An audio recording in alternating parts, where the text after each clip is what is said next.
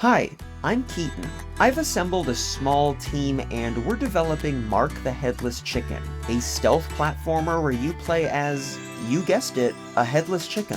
It's totally physics-based, chaotic, and really starting to come together. This is Devlog number 2.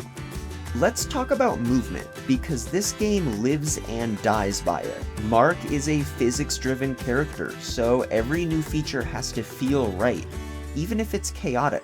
His core movement is now fully in. Walking and running give you basic control. Flapping is like a jump that can be chained together, but do too much in midair and you'll fall helplessly down. Hovering lets you extend airtime and slightly steer. Dashing is your main traversal burst, usable on the ground or midair. And panic mode kicks in when enemies spot you, making Mark bolt uncontrollably until you escape. This past week we added ledge grabbing, which turned out to be a lot trickier than expected. Because Mark is physics-based, adding any mechanic that interrupts or alters his momentum is always delicate. One of the biggest bugs was Mark's velocity being saved mid-grab, and then reapplied after he let go, so he'd shoot off like a rocket if you grabbed at high speeds. That's been cleaned up, and after some clever velocity logic, it finally feels solid and smooth.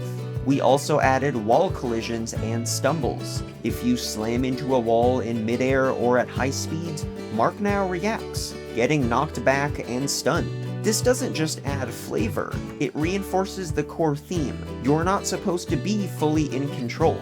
Now let's talk traps. We've added electrified fences, spike traps, and flame hazards, with more to come.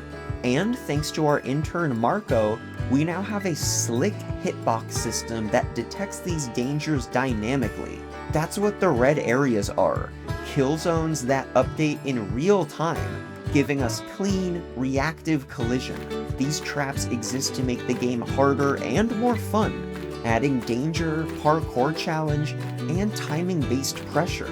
Now that the core traversal systems are in, we're starting to build AI, beginning with the farm animals. We made the decision early on to avoid fully dynamic AI.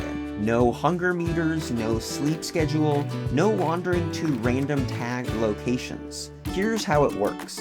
Every animal is assigned a set of AI points. These points act as destinations. The animal can patrol in a loop or randomly roam to them. Each point can trigger any animation or behavior that we want. One might trigger a sleep animation. Another might be a looping drink from a pond. We're also adding animal reactions like bulls that kick you if you get behind them, goats that headbutt, and so on. It's simple, flexible, and already starting to bring the world to life. I'm also working on blocking out level 1, starting with the big barn section. This area is dense, vertical, and filled with detail. There are rafters, traps, parkour challenges, and secrets everywhere. And why so much detail?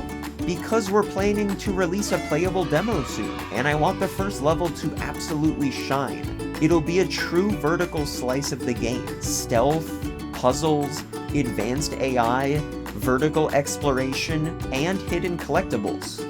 If that sounds fun, wishlist Mark the Headless Chicken on Steam so you'll get notified when the demo drops. That's it for this devlog, but things are about to ramp up. Next time we'll dive into enemy AI systems. These are smarter, more aggressive versions of our animal AI.